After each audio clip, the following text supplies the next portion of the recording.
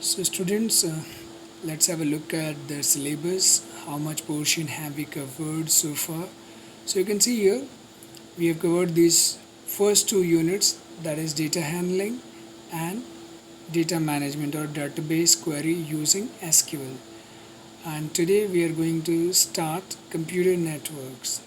So these are two theoretical units, that is computer network and social impacts. So we will cover them and then we will have a revision and we'll start even the project work. So let's focus on computer networks today. Okay, so let's start. So whenever the word network comes, it reminds us of a group. So network basically means a group which is established or created in order to achieve some targets or goals. Like you have studied, I have huge network, and you can say even network marketing. There is a concept in which people work as a team. They have got their various roles, and the target is to achieve a common goal. Similarly, in computers, we have some targets. Okay, so what is computer network? Computer network is a network of various devices. As you can see here, they are known as nodes. So various devices, it can be your laptop, it can be your smartphones, it can be various networking devices like switches, hubs, repeaters, and so on, which are needed in order to create the network and at the same time assist in proper management. So basically, if we try to define computer network is a set of nodes or devices which are interconnected through some communication channels or medium. What are communication channels or medium? They are the medium through which the data travels from one node or one device to another device. That is known as communication channel or medium. And the next question, why do we need to create a computer network? So the goal or the objective is to share resources. Now, what are resources? The hardwares that we are having that provided certain services, and even the softwares which process the data, they both are now a very expensive resource. So it is highly recommended that we learn how to share them instead of spending money on them. I'll just explain this with an example.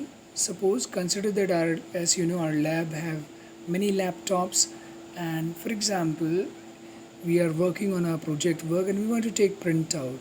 So one case is we should have as many printers as there are laptops. So it is the worst case, a lot of expense. The second is we have a printer, we connect to our individual laptop and then we give print command. And the third and the best case scenario is we just connect our all laptops or desktops to a specific network and then we share the printer or any other device to that network. So in that case, if the device is shared on our network, then we don't need to manually connect the device to individual laptops or desktops. So I hope this is clear to you. So using computer network, you can see here we are doing a huge saving because we don't have to invest in so many different devices. We can have a device, a resource, hardware or software, and which could be easily shared. Even nowadays, softwares are devised in such a way that they enable sharing.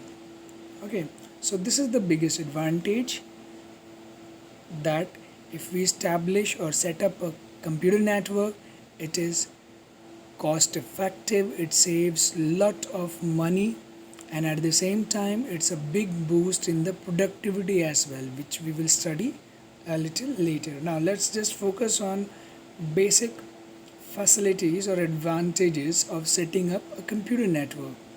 So you can see here, and we have even experienced the same during this lockdown period, that computer networks has evolved as the best communication tool.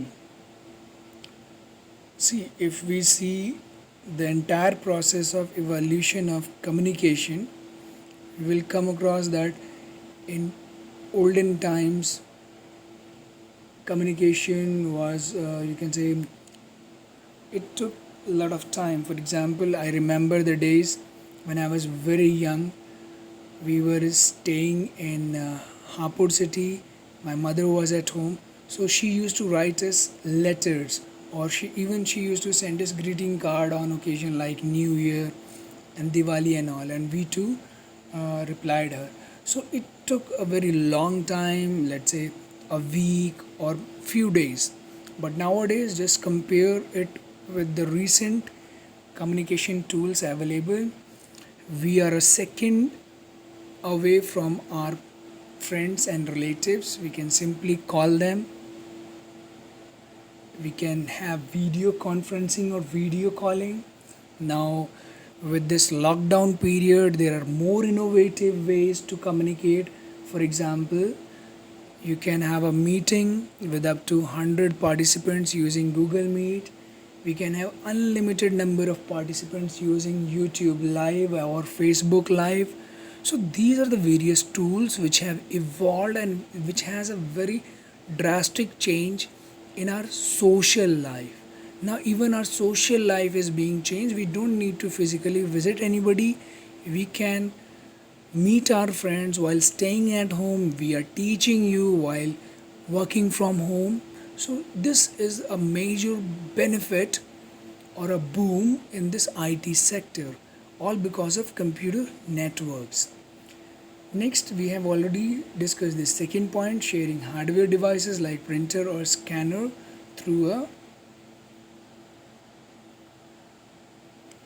then enable file sharing. So even you have experienced an example of file sharing. As you know, we have started taking your online test examination through Google Form. So in Google Form, basically we are creating a question paper and we are sharing it with different privileges. So we are preparing the question paper and giving you the link, and through that link you are able to reach to that particular resource, that is that particular file, and then later on you are able to attempt it. You submit your response, because if you are familiar with forms, we have studied in class 10th, forms are the methods which are used to take input from users or customers. So we are preparing the question papers, and when you are submitting it, it's a kind of sending your data, sending your responses. So that's why forms are used. So you can see how it is useful. Then the next one, share software or operating system. As I said, nowadays even softwares are prepared which support networking, which could be easily shared over different devices. And even operating systems, you might have studied, there are certain versions of operating system which are installed in servers. They are installed in the servers and they can be accessed on various other client devices. Then sharing information, all if you are familiar with it, we have to share the notes. We are sending you the notes through WhatsApp, or even we are using our school app. And recently, or not recently, let's say it's a month or more than that, I think we started in March itself, March or April. We have uploaded your notes, your assignments on Google Drive. So again, we are sharing the information in form of either files, in form of text messages.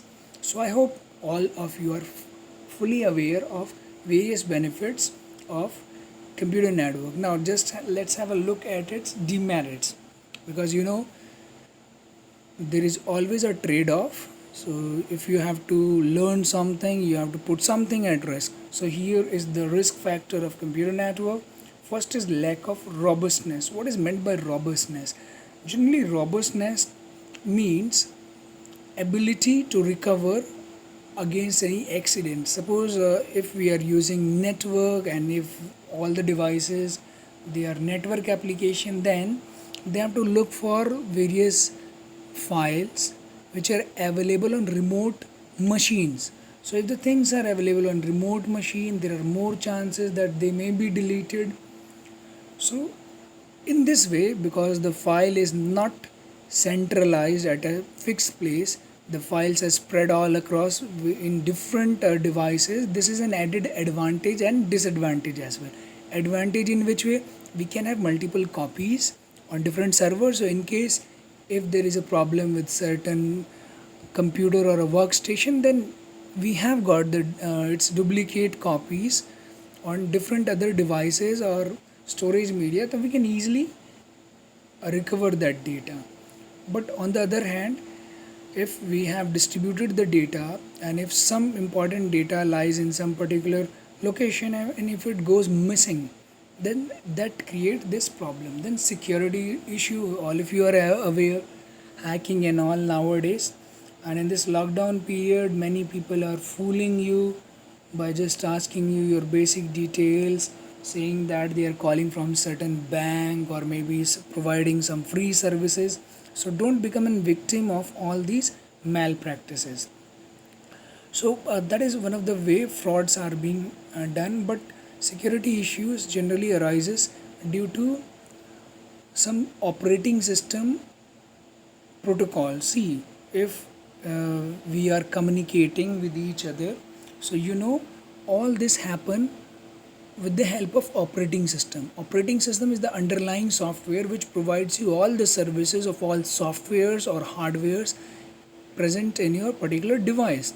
So operating system even communicate with each other through some processes. So as you know, these hackers, they are computer network and operating system experts. So they know all these loopholes or these vulnerabilities, and then they exploit it for their own advantage. So this is a major issue. That's why we constantly ask you to update your knowledge, to update various hacking tools and tricks which are followed nowadays by hackers.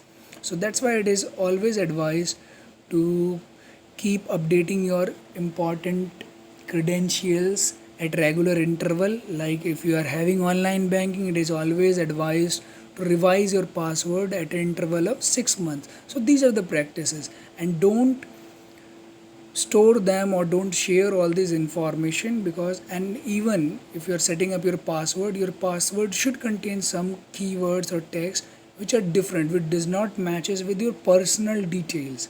Because what we do generally, we save them with our personal details and which are easily hacked, because they can easily get our personal detail from various social media accounts like Facebook, like Twitter and many other places. So it is always advised to have a very secure password and follow all the things which are intimated to you through various services like Google and all. Okay, then the last is cost of network. Obviously, if you would be going for setting up a computer network, you need to purchase networking devices, you need to purchase those cables and all other things, and even you need to hire certain uh, people who can just maintain your network. So these are the added expenses, but although they are all welcome, because you need to spend a bit, and there are lots and lots of benefits which we can avail after setting up a computer network. Now just digging into the history of computer network, although it's not a part of your syllabus, but you should have just a rough idea of it.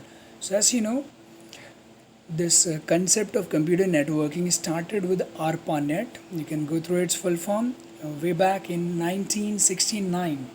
So during that time, US government, what It planned to collaborate its various universities and defense agencies, and the reason was to develop more powerful, more innovative weapons. Because you know there is always you can say a competition to develop more and more advanced weapons, so that the countries can earn a lot of money by selling them to other nations, developing countries, and at the same time it it gives an added advantage to their security. So these are the things why countries are always trying to get the best technologies so as to maintain their security of their nation and to earn money on the other hand too. So in this same with the same purpose, even US established the first network, ARPA network. So what did happen? The universities where students were studying, research were done. Then all these research were shared with the defense. Defense set their requirement, which were studied across these universities, and more advanced weapons were devised. So this was the first example where a computer network established as far as history is concerned. Then following the same trend, many countries came up with networks of their own, and later on it was decided to share some information on public domain. So then came internet. You can go through its full form. It stands for internet connection. Sorry, interconnected network. So internet, a network which is spread all across the globe, that is internet. And you can see it's not owned by anybody. It's a collaboration where various organizations are there which look into maintenance, which look into new technological advances and all. Then you can just go through some important terms here. You can see here TCP and IP. So TCP, IP, these are some protocol suites. You all are aware of protocols. What are protocols? Protocols are set of rules and regulation which are used to transfer data from one device to another. So generally internet utilizes TCP IP protocol suite to provide you all various services. And you can see its various services. Most common services: email, then web enabled audio video conferencing, online movies, gaming, data transfer, instant messaging, forums, social networking, online shopping, e-banking, e-commerce, and many other things. Then now let's just have a look at this interspace. What is interspace? Interspace is termed as the future of internet. Now see what are the certain important advancement which would be visible in interspace. So interspace would be, as you know, the internet is also works on client server architecture. Similarly, interspace also works on client server architecture. That's why it is termed here a client server software. Now for some of you who have some problem in client server architecture, it's a networking architecture where we have two classification of devices or computers. One is the server and other is the client. Who is a server? Server is that machine which hosts services. Let's say it contains all the files, it contains the database. So these files or database containing computers, they're known as the servers. Now what are clients? Clients are those devices or computers which are in need of certain information, and these information are stored in the servers. So these clients, they make request, and that request is fulfilled by a server. So what will happen in interspace? Interspace will try to provide all various medium of communication, that is audio, video, textual chat, in a dynamic 3D environment.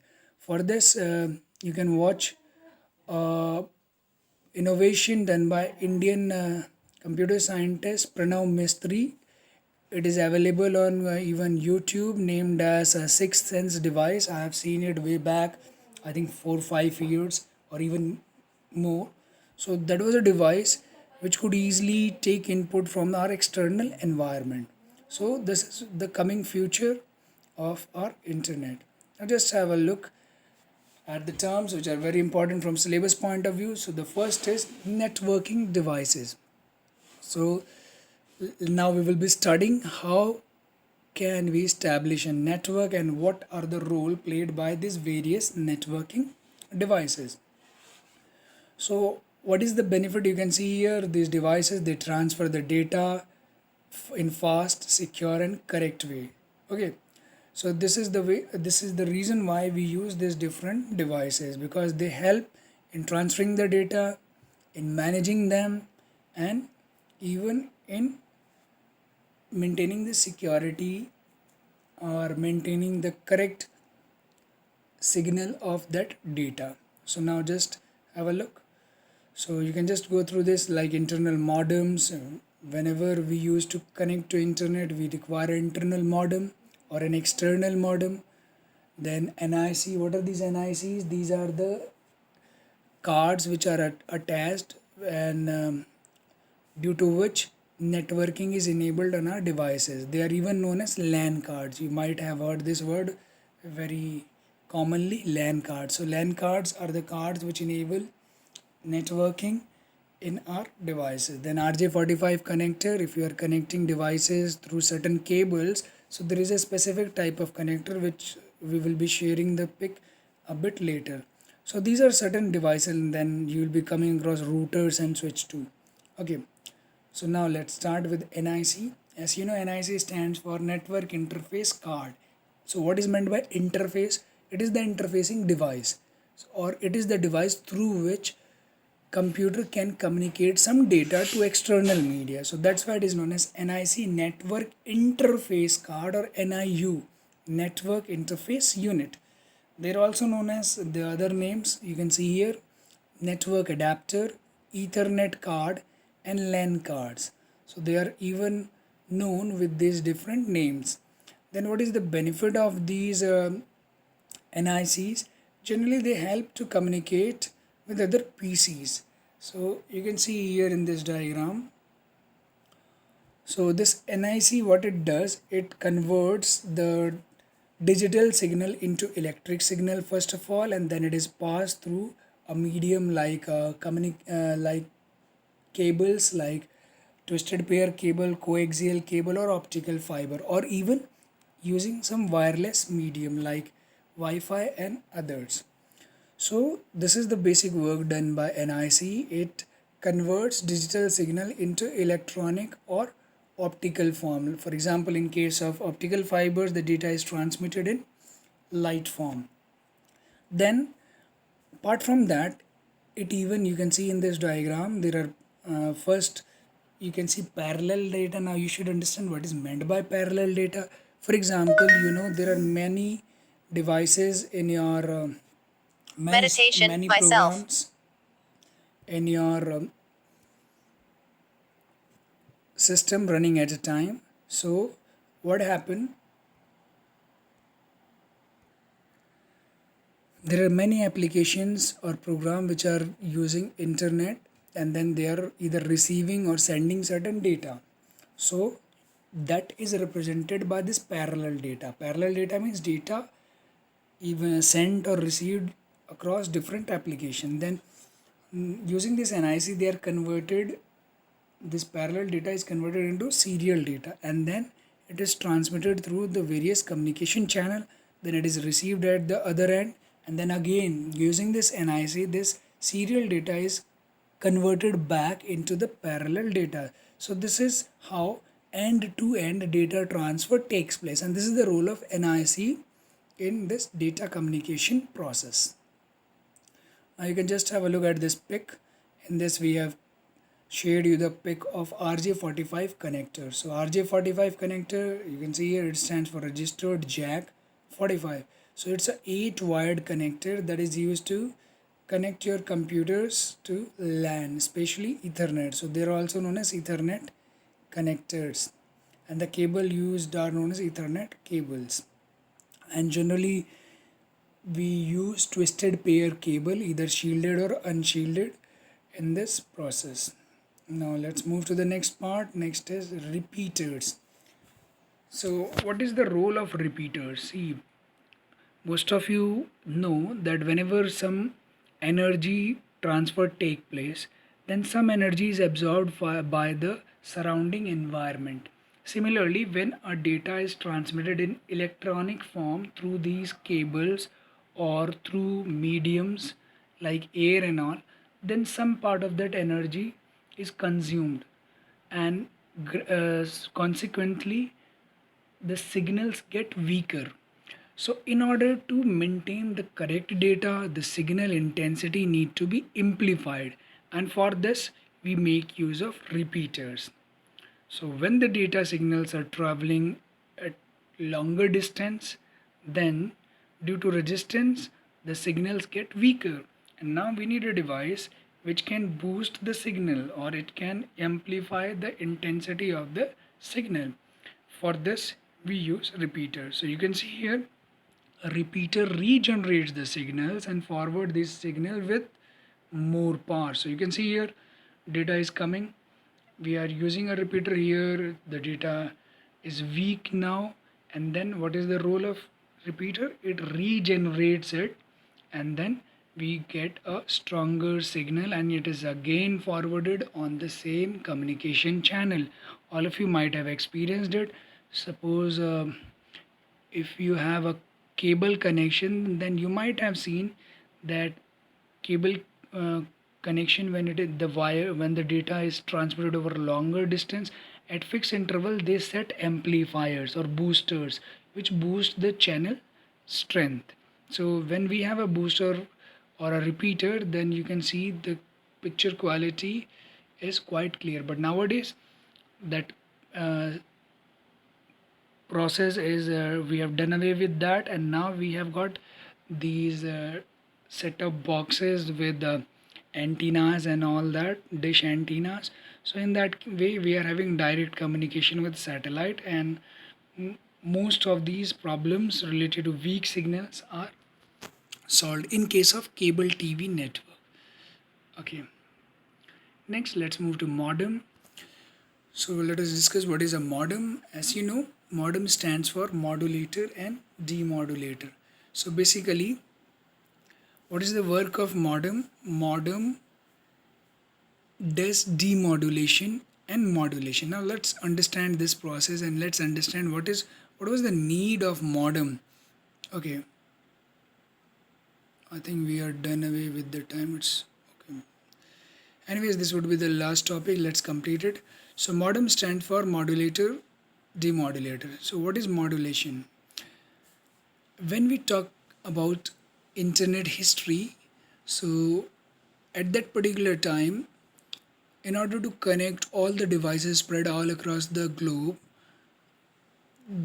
there was a hunt for network, which network would be suitable to use for computers.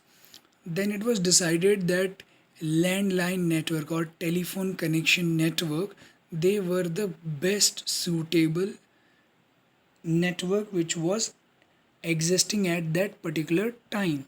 So then there was one problem in the format of the data. Computer works on digital data, whereas the data signals which are transmitted these telephone lines are analog in nature. So in order to have this conversion from digital to analog and vice versa, there was a need of a device, and then modem came into existence. So with this modem, you can see here what happened. You can see here computer working on digital signal, then using a modem, that is, it converts the digital signal into analog, and then it is forwarded on telephone line network, and then on reaching its proper destination, again using a modem, we are converting this analog signal back to digital, and in this way the data transfer took place, and that also with our old network or telephone network. So this is how modem came into being. Okay, so thank you, that's all for today's lecture. See you in the next lecture. Till then, take care, keep studying. Jai Hind, bachcho.